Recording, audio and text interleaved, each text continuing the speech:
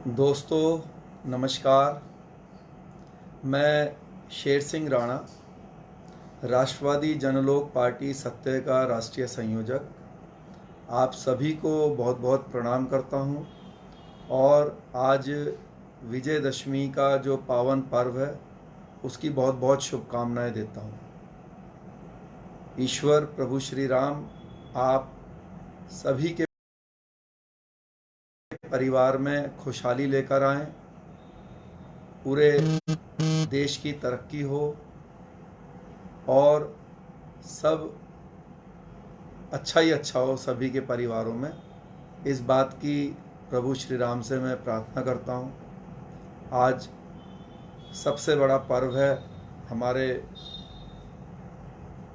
सनातन धर्म का, हमारे देश का। आज बहुत समय के बाद मैं लाइव आया और लाइव आने का मुख्य कारण तो आप सबको शुभकामनाएं देना था विजयदशमी की, दशहरे की। लेकिन जो हमने लाइव की पोस्ट डलवाई उसमें कुछ सुझाव हमारे भाइयों ने उसमें दिए हुए थे, तो शुभकामनाओं के साथ साथ अभी जो पिछले कुछ महीनों में हम लोगों ने किया है उसके बारे में मैं आपसे जानकारी शेयर करना चाहता हूं। आप सबको पता है कि राष्ट्रवादी जनलोक पार्टी सत्य, जिसका निर्माण करीब 3 महीना पहले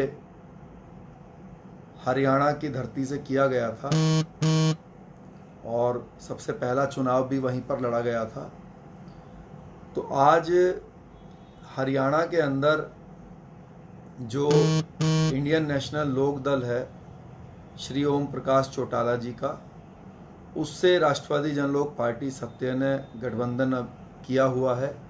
अभी पिछले करीब 2 महीने पहले गठबंधन हुआ और उसके बाद कुछ साझा कार्यक्रम भी किए गए, जिसमें चौधरी देवीलाल जी की जयंती का कार्यक्रम था और अभी पीछे कुछ करीब 10 दिन पहले, हफ्ता भर पहले, राष्ट्रवादी जनलोक पार्टी सत्य की राष्ट्रीय अध्यक्ष श्रीमती सत्यवती राणा जी और इनेलो अध्यक्ष ओम प्रकाश चौटाला जी ने मिलकर कलायत में क्षत्रिय सम्राट मिहिर भोज की प्रतिमा का अनावरण भी किया। बहुत ही भव्य वह कार्यक्रम था। तो हरियाणा में मुझे लगता है कि पार्टी सही रास्ते पर जा रही है और जब भी वहाँ चुनाव होगा सफलता प्राप्त होगी और राजपा सत्ता में हिस्सेदार बनेगी। उसके बाद हम बिहार में चुनाव लड़ने के लिए गए। बिहार में भी आज के समय में संगठन का ढांचा लगातार बढ़ता जा रहा है और जब भी वहाँ चुनाव होंगे तो आशा है कि अच्छा रिजल्ट आएगा।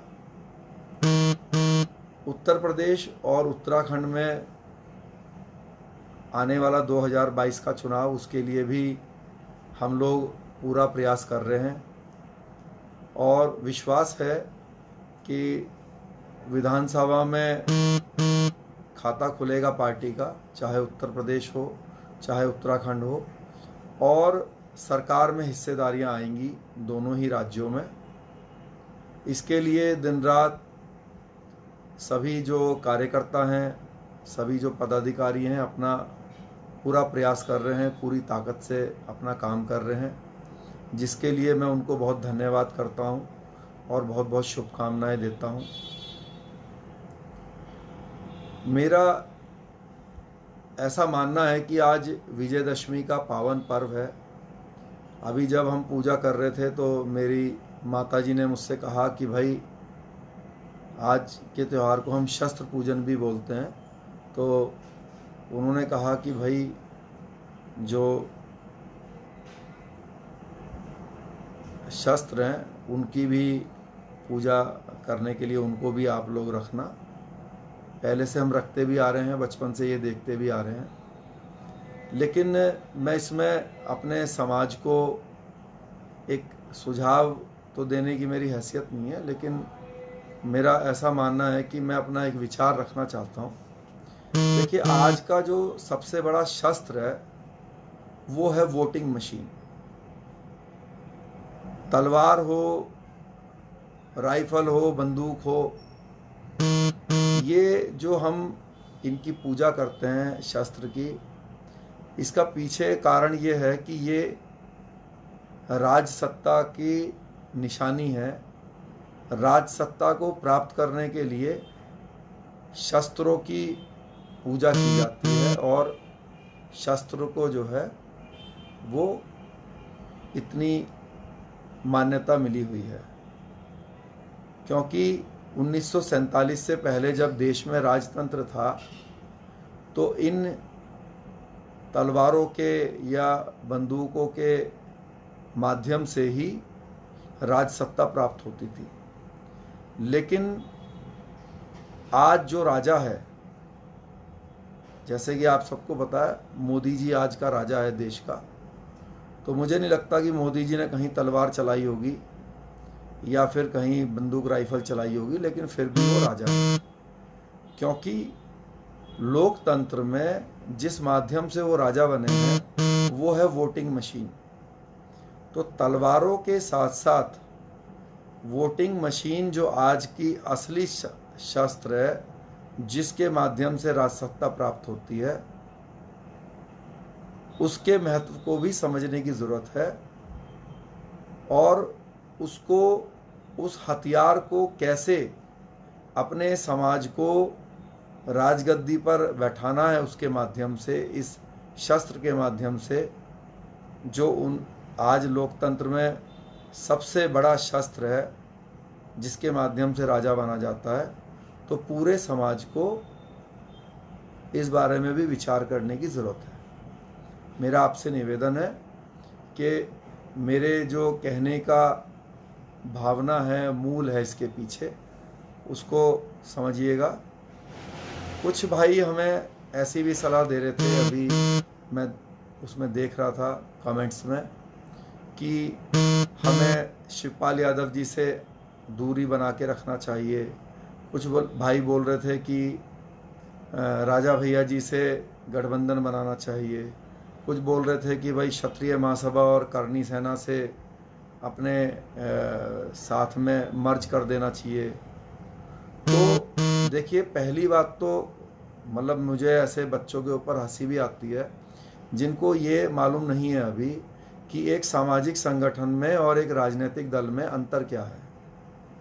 चाहे क्षत्रिय महासभा हो, चाहे करणी सेना हो, या कोई भी सामाजिक संगठन हो, ये सभी सामाजिक संगठन है। ये चुनाव लड़ने के लिए नहीं बनाए गए हैं और राष्ट्रवादी जनलोक पार्टी सत्य एक राजनीतिक झंडा है।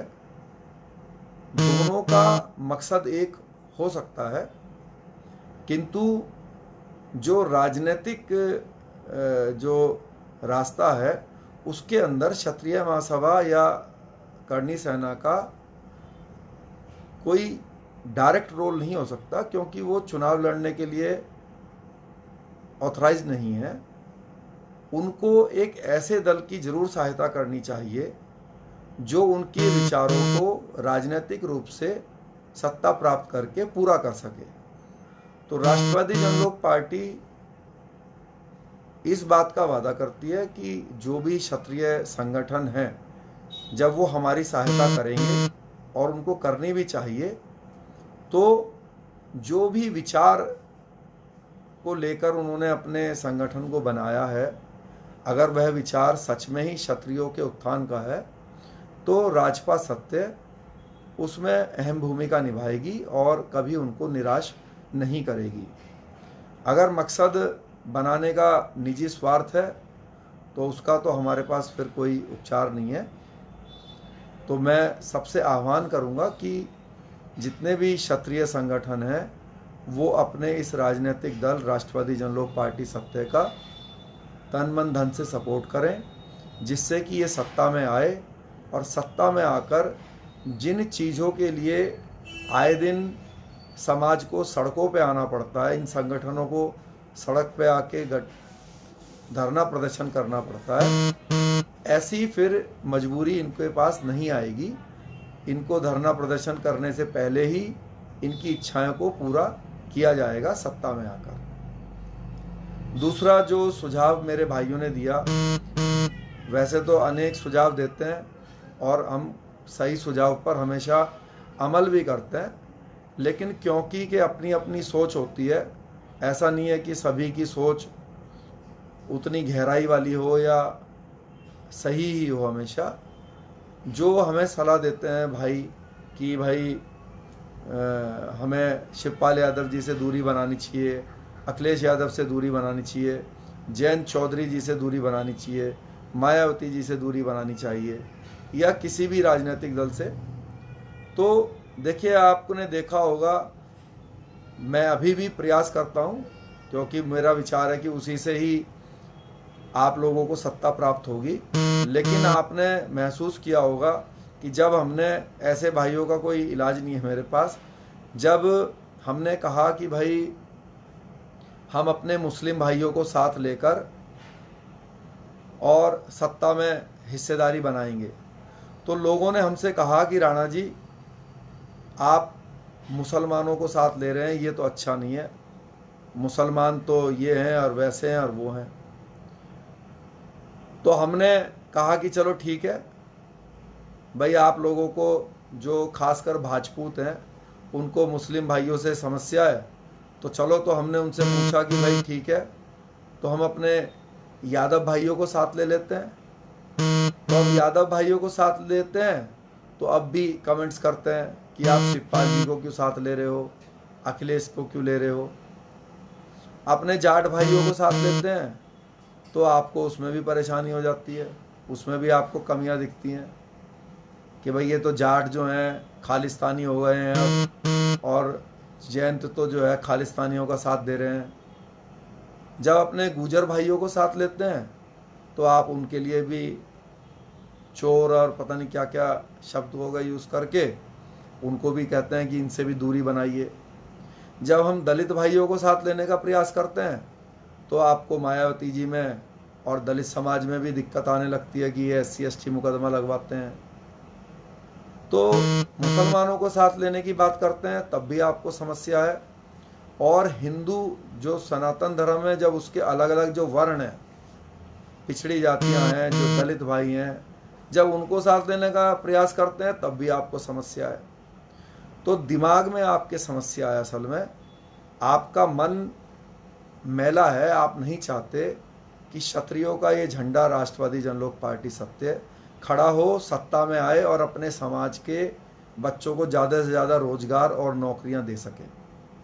आपके मन किसी का गुलाम है शायद, जिसके कारण आप ये उल्टी सीधी जो सलाहें हैं हमारे पास भेजते रहते हो। पहले आप आज खुद मन में विचार कीजिएगा कि हम किसको साथ लें। दलितों से आपको दिक्कत है, गुजर भाइयों से आपको दिक्कत है, जाट भाइयों से आपको दिक्कत है, यादव भाइयों से आपको दिक्कत है, सबसे आपको दिक्कत है, ब्राह्मणों से भी आपको दिक्कत है। तो आप ये बताइए कि फिर अकेले क्या झुंझुना बजाएंगे आप? तो इसलिए अपनी सलाहों को पहले अपने मन में विचार कीजिए और हमें तब सलाह दीजिए। मुझे ऐसा लगता है कि हम सही रास्ते पे जा रहे हैं। चौटाला जी से जो गठबंधन हरियाणा में हुआ, उसका लाभ हरियाणा का पूरा राजपूत समाज, जब सत्ता में हम आ जाएंगे 2-3 साल के बाद, जब चुनाव आएंगे, तब अपनी आंखों से देखेगा।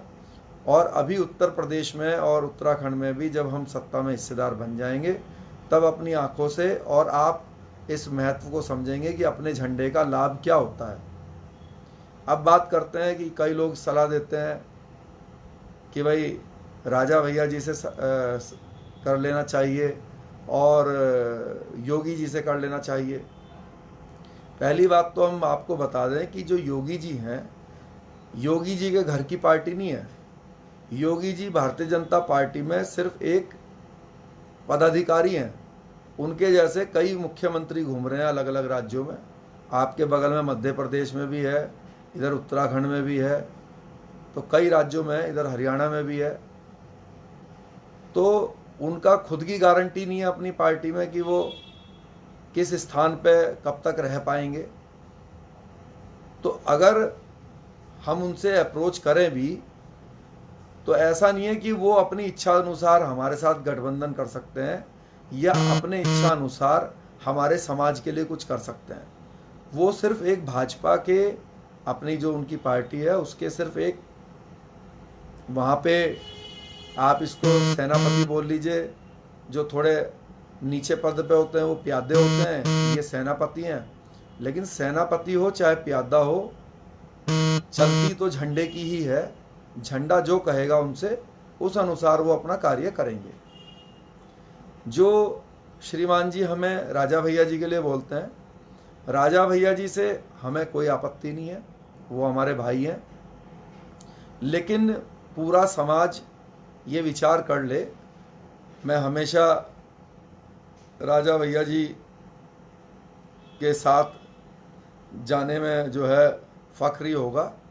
लेकिन कभी कभी मैं अपने मन में ये महसूस करता हूँ कि जिस भावना के साथ राजपूत समाज ये सलाह देता है कि राजा भैया जी के को साथ लेना चाहिए, क्या उस भावना पर कभी राजा भैया जी खरे उतरे हैं?